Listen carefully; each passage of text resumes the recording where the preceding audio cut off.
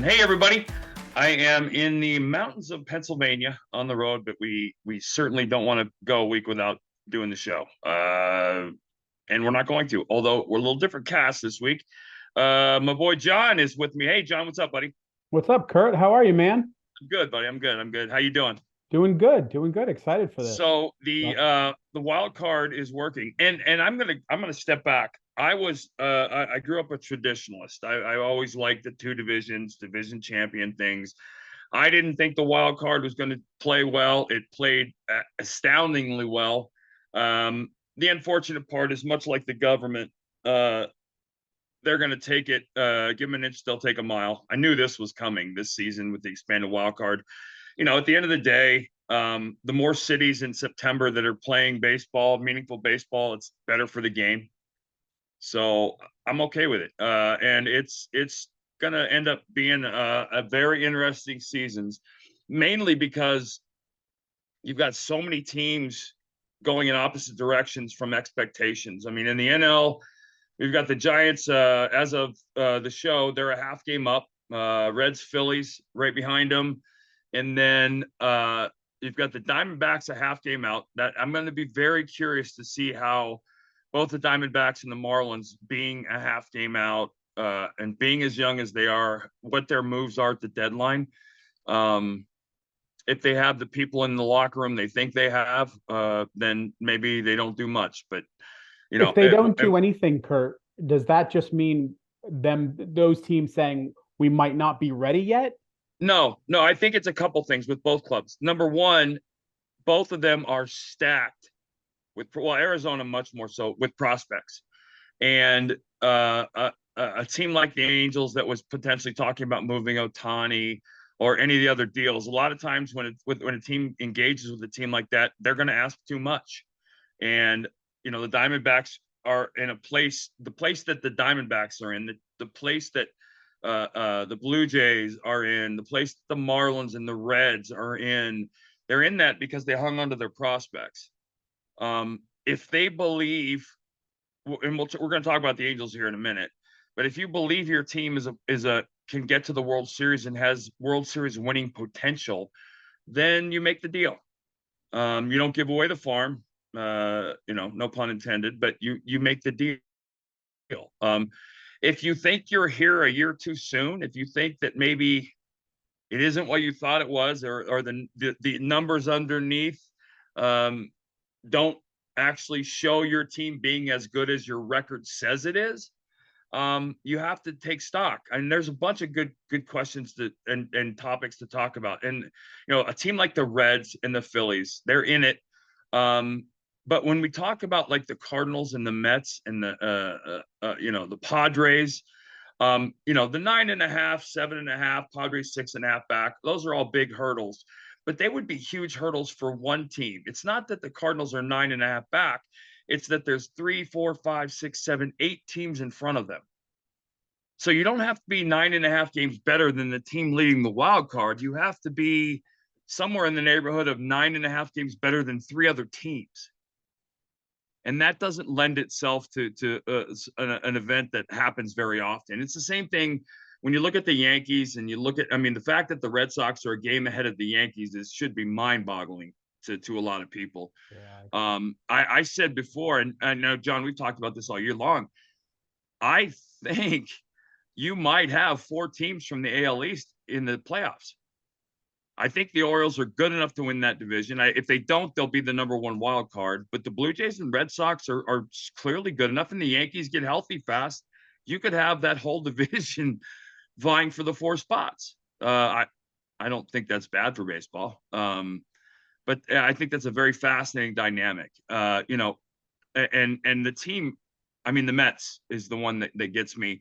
They're 7.5 out.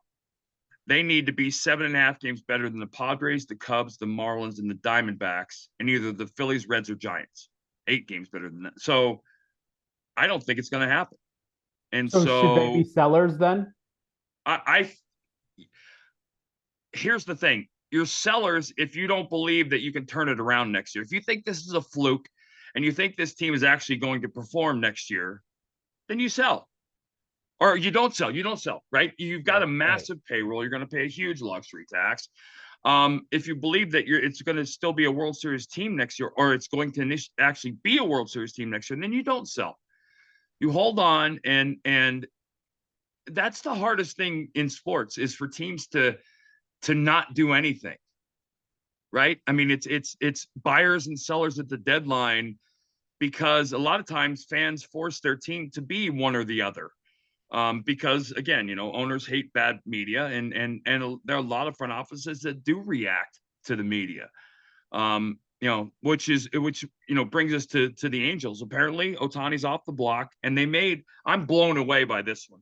I can't believe that they not that they traded the prospects they traded, which, if you talk to anybody in baseball, their number 2, I think it's number 2 and 3 prospects, went to the White Sox for Giolito. I didn't have Anaheim anywhere near this.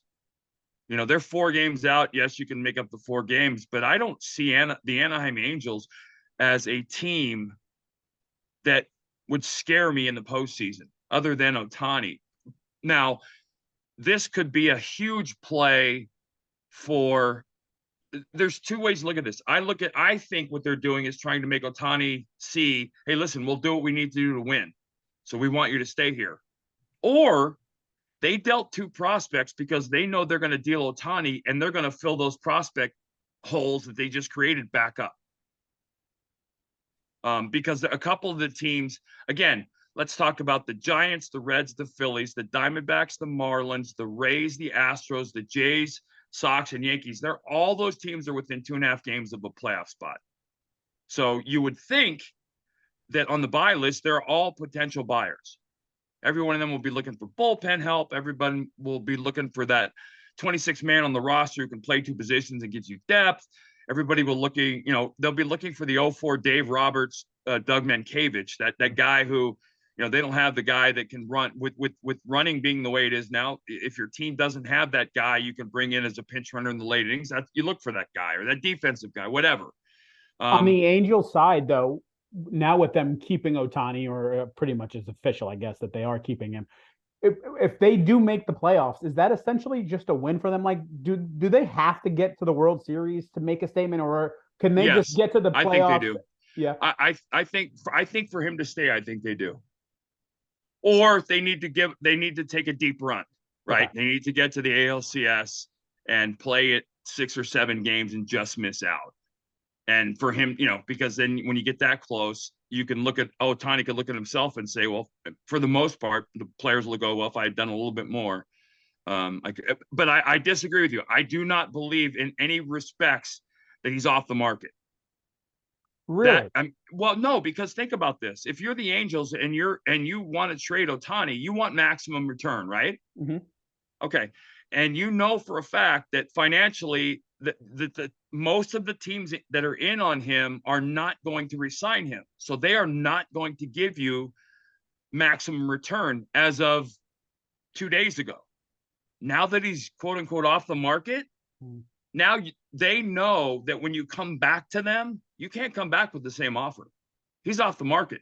So if you want him back on the market, you need to show us how serious you are. Okay. And that's not the last offer you made. Right. So this goes back to a couple episodes ago that we did, that you talked about. This is a kind of a combination of media and maybe some guys within the organization saying, hey, here's what we've got going to kind of up. Okay. Well, and because I look at the Angels and I don't see a World Series champion. I don't see, oh my God, we got the Angels. They're going to throw Ohtani and who? Yeah, exactly. Right. I mean, it's really just him. Right. But now Giolito, who, depending on which one you get, because guys react differently to pressure big game September stuff. He might turn around and go 7-0 for them and be one of the factors that gets them back in. But what the biggest thing, like I said, is your GM has to look at this team and say, and already Mr. Moreno is very involved in the sense, there's discussions around, can we actually do this? And my belief is that they had that meeting and they said, yes. The dark horse scenario in all of this is that the Angels knew somebody else would pay through the mouth to get Giolito, and they got him to move him. So instead of moving Ohtani for 3 or 4 prospects, they may have 2 players that they can completely rebuild their farm system when they trade them, which would be crazy, but stranger things have happened. And so, there's a lot of scenarios, but I tend to believe that they're not going to trade him, but he's not off the market by any stretch. That no one's ever off the market. So, but again, I have questions around them actually being contenders. I'd like to see it. But I also would like to see Shohei Ohtani playing in New York or Boston, or I'd like to see him in a big market. I'd like to see him in Seattle, like see him in Baltimore. Because that was my team. I think the Orioles had a legitimate shot to get into that bidding with the prospects they have. The question is, do they believe they're World Series ready, and are they willing to part with something their scouting department has just nailed for the last decade, which is the draft and their prospects? So yeah, then so out in LA, Michael Grove was dealing against the Blue Jays. Scores through 4. And apparently somebody in the Blue Jay dugout had a comment about Grove's pants. And they had a mark on the upper right leg, and then he was seen touching it after pitches. Umpires asked him to change his pants. He changes his pants and goes out and gives up 2 runs on 4 hits in the next inning. But a couple things. First off, almost all pitchers that use rosin will have marks on their pants, because there's a consistency with which you need rosin to be effective. For me, it got too sticky. I would have to wash my hands with alcohol sometimes to get some of it off, because of, I threw my split and I didn't want any rosin between my fingers, because I wanted the ball to come off of my hand. I didn't want the ball to pop out of my hand. But for breaking ball guys, I'm not sure it can be sticky enough. I don't think there was anything nefarious about his pants. And I mean, listen, if you're using your white pants to hide a dark brown substance, then you're an idiot and you would deserve to get thrown. So I don't think there was anything there, but I also laugh at the thought that the game, and I guarantee you, John, umpires hate that. They hate arbitrary rules. They want to be kept between the rails. If this happens, this guy's automatically thrown out, because then you'll hear mic'd up arguments. You'll hear our umpires say, "What do you want me to do? The league has told us. The league has told us. Whatever." That's their fallback. When you leave a decision to be arbitrary to them, that's where they get screwed. They don't like those. Right. They want to be by the book. Listen, the book tells me I have to do this. Sorry, I wouldn't do it if it was up to me, but the book, And is it so a little odd though that this is the first we're hearing about this all season? I mean, he wears pretty much the same uniform every. Right. Well, and again, umpires are not robots. Yeah. Every one of them's different. And I played on teams that I knew umpires had a grudge for the manager of my team. I've played on teams where I knew umpires loved the manager on my team, and they umpire differently. Not fair sometimes, but you knew it going in. I always knew where the home plate umpire was. Like I knew the home plate umpire, and that was why I watched so much video. A lot of times in video, I could see a home plate umpire over a set number of at bats with a hitter and realize, okay, this umpire does not like this guy. So I knew when that guy was at the plate and I was pitching, I might not have a bigger strike zone, but I was going to get the corners, and vice versa. I knew the umpires who had immense amounts of respect for guys, and who, early in my career in the American League, Frank Thomas was one of those guys. I knew which umpires, he had an inside corner that was about, this big, because of how he acted when the ball came on the inner half, and umpires early on refused to call that pitch, and you had to have that pitch to get Frank Thomas out. So, I found this interesting, John. You put this down here. Well, actually, we'll go to this after this one. Giants and A's fans combined together in a "Sell the Team" chant. I would say that's funny and cool, but the fact of the matter is Oakland doesn't deserve to have that team anymore. I think the ownership has been at fault for the longest time, but the city doesn't deserve that team anymore. The stadium sucks. The all of it.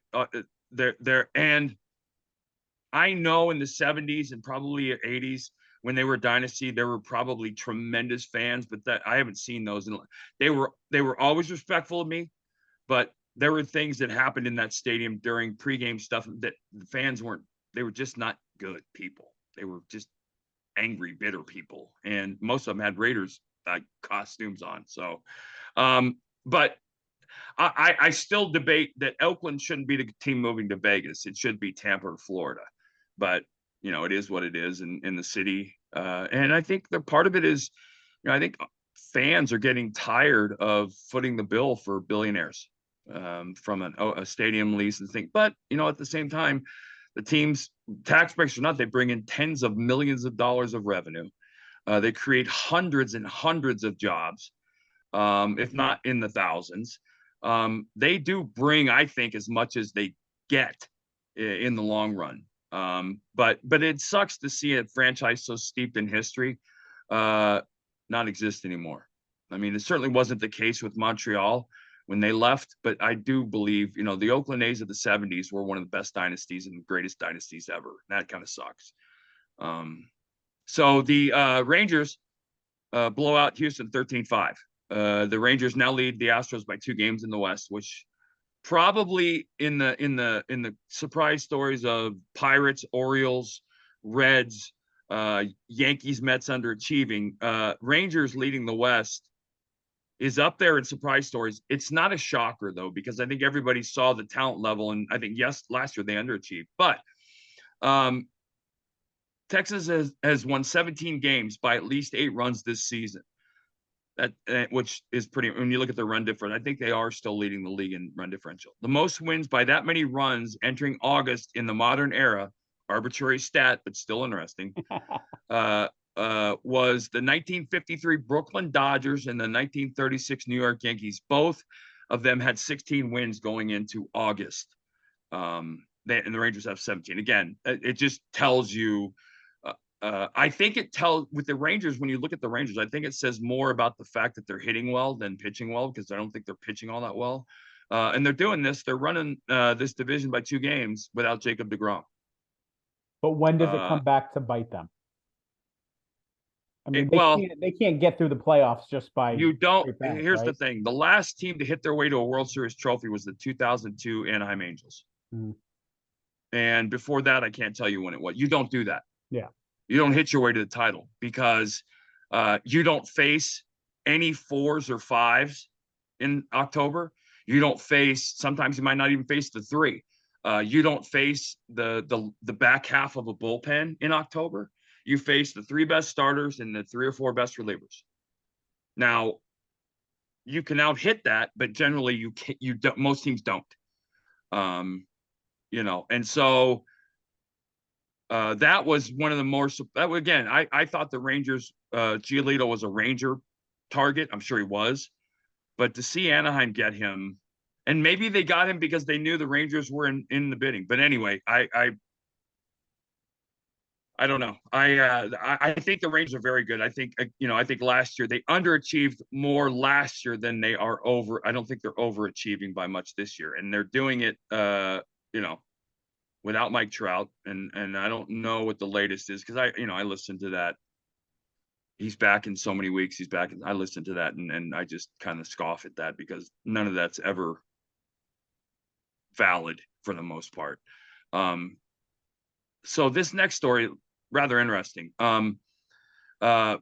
Victor Mesa, right? Victor, because he has a brother named Victor. Just Roger. Yep. Surely you can't mean that. Well, don't stop calling me Shirley. But he left. And by saying he left, he just left. He was playing in AAA Jacksonville for the Marlins. He signed in 2018 for $5.25 million, Cuban prospect.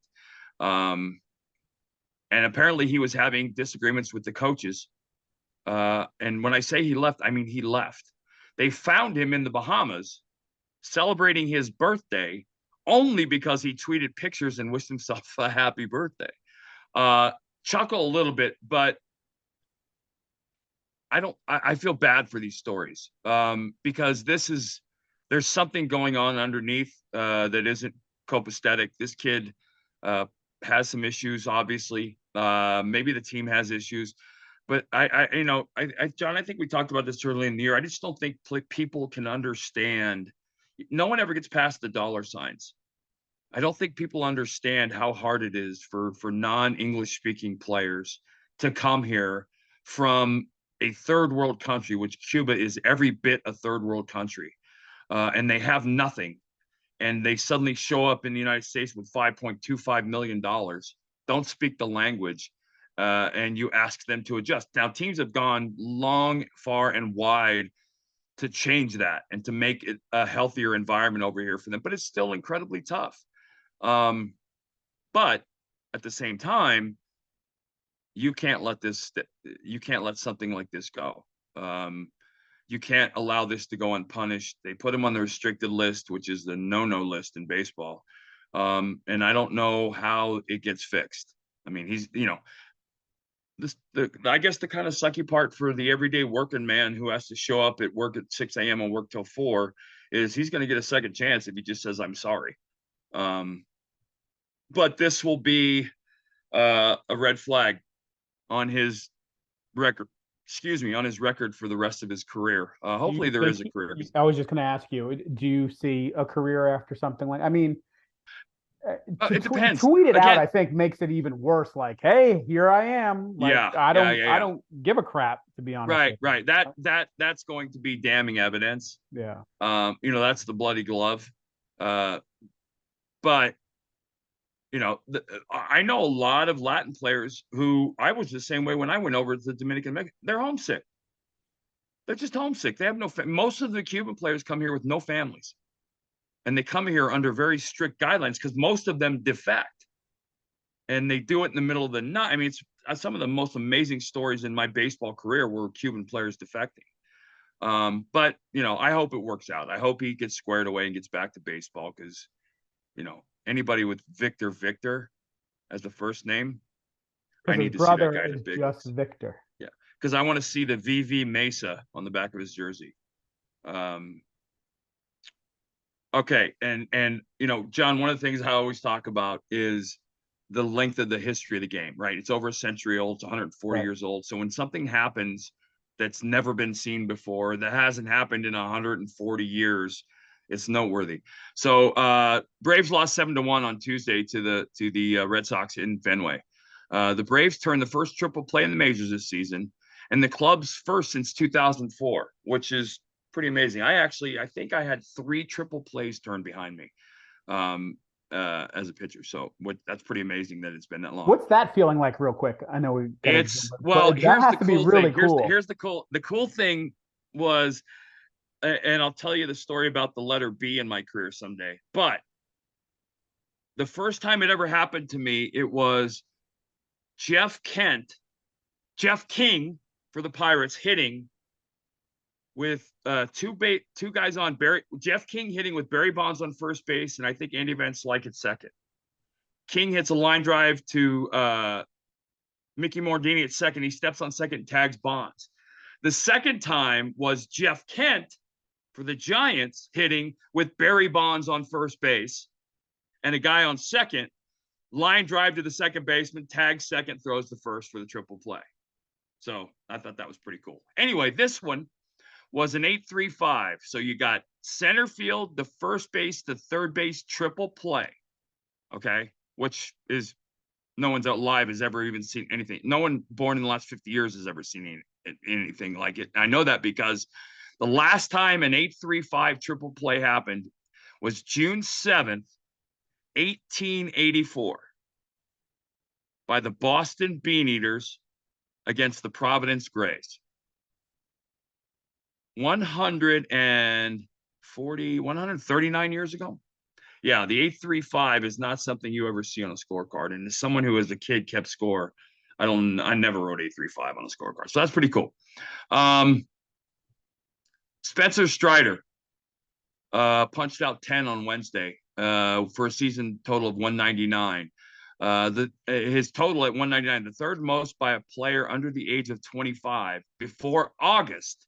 Again, arbitrary date. Since the mound was moved to its current distance in 1893.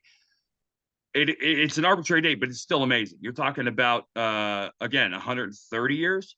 It has only happened twice. Walter Johnson did it in 1912. He had 200, and Vida Blue did it in 1971 with 219. But I promise you, if you look at the innings totals, they were far in excess of Strider's inning total right now, which is pretty. This kid's obviously legit, and one of the reasons why you have to be very scared of the Atlanta Braves in the postseason, because swing and miss pitching. Yeah. Well, swing and miss pitching wins in October. Lastly, we'll close out the Mariners.